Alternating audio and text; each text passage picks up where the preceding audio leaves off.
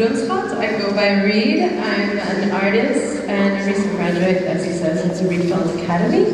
I think to better understand my work, I need to relay a little bit of my background. My parents met at a funeral in Peru. My father saw my mother standing at a door and he thought I'd have to go in, and it was to this party, and it ended up being a funeral of my mother's grandmother. Needless to say, it worked out for him because I was born in Peru, and I'm half Dutch, as I said. And I grew up in Miami as well, so being this multi-culti background, it's cool, but not so cool when you're young because you just want to fit in. Everybody has pictures like this, right? With llamas and stuff. Yeah. For me, it was a little bit unlucky because I was Little Miss Sunshine of, yeah, I was the original Little Miss Sunshine, and what I'm holding there is not a Diet Cola, by the way. I was teased for being a fatty, and I was also teased for having a very weird name, Riechi, Reject. One of the most mortifying moments happened to me when I was young, and a stray dog got let loose in my canteen, ran 3 ceremonious laps, and then stopped right in front of my leg. When you go through something like that, it changes you, and you realize the importance of humor, you realize the importance of general, simple communication with everyone, and how moments can change us through life. And we all kind of go through these kind of things. So these things kind of pervade my work, and everybody knows Pingu. Pingu is a really good example of this. It's a claymation where they don't use any language, it's just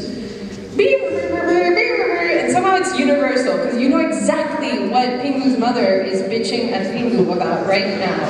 And it's amazing how you just need, forms and emotions, and so this kind of continues in my work, or in my exploration. This is an early thing I did where I had 5 people in a giant hand fabric thing, and I had them shape different kind of shapes with hands.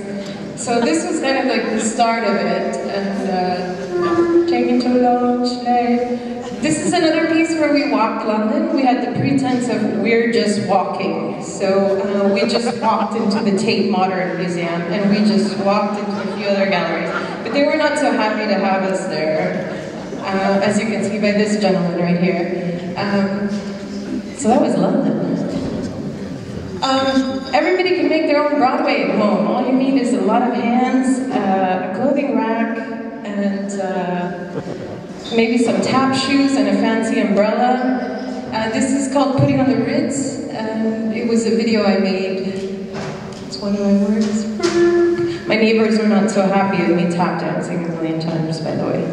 This is a work I did on the Kalverstraat, really during Christmas time, Sinterklaas shopping time, and it really becomes like a river of black, and when you just set a few umbrellas, it becomes like pixels, and you can really work with the crowd and the movement of the flow of people. I continued this work with umbrellas in New York City. The way people walk there, it's so aggressive. It reminded me of like a flowing water, like an old Dutch painting, so I thought to recreate it in sculptural form. And this is all done with umbrellas, so the ships are also made by found umbrellas and stuff. So we walked New York City. A lot of my work is based about home elements, or like nostalgic home messages, and just kind of simplified messages. I had something written down that was really great, but now I don't have it. Communication is something I like to explore. Wow!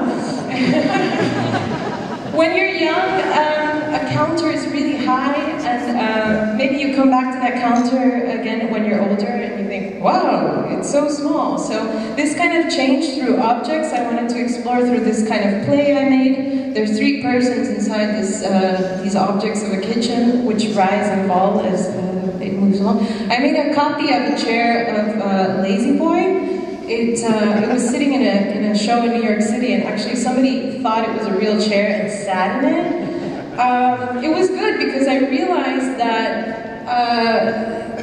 people can leave like a human stain on objects, and this is really interesting. It continued on in another work I did, where I actually had one real chair, and somebody sit on the real chair, and others followed, and then, yeah, I left with more human stains.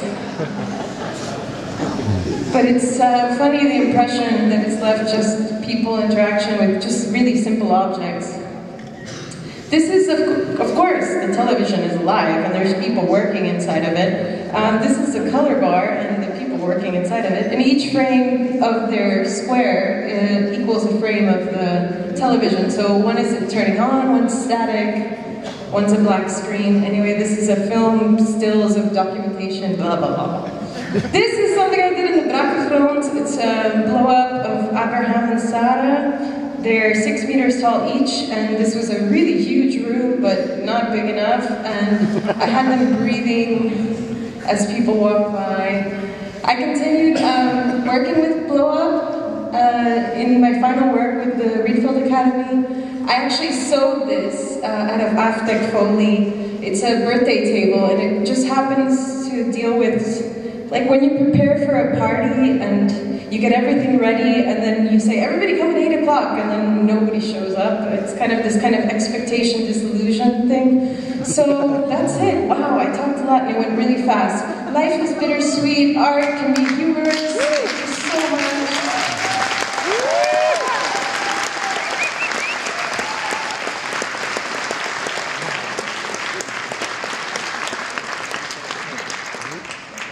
Thank you very much. That was really nice. Next one's Marjolein Erik.